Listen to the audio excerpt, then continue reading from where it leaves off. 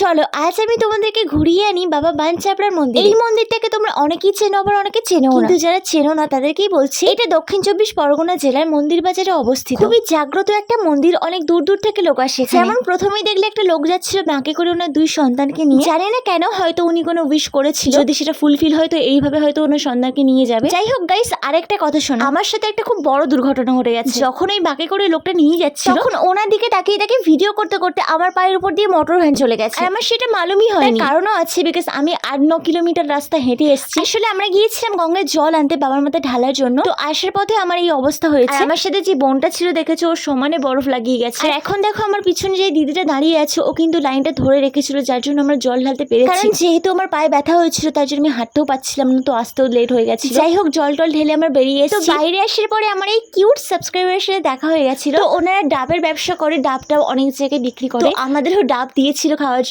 সত্যি বলছি, দিদিভাইটার ব্যবহার খুবই ভালো আর ভীষণ মিষ্টি। আর ওনার যিনি হাজবেন্ড ছিল ভীষণই ভদ্র। আমার খুব ভালো লেগেছে কথা বলে। তোমরা যখন আমার কাছে আসো, এরকম ভাবে কথা বলো, আলাদাই নিষ্পাপ আবেগ কাজ করে। একদম মন থেকে বললাম।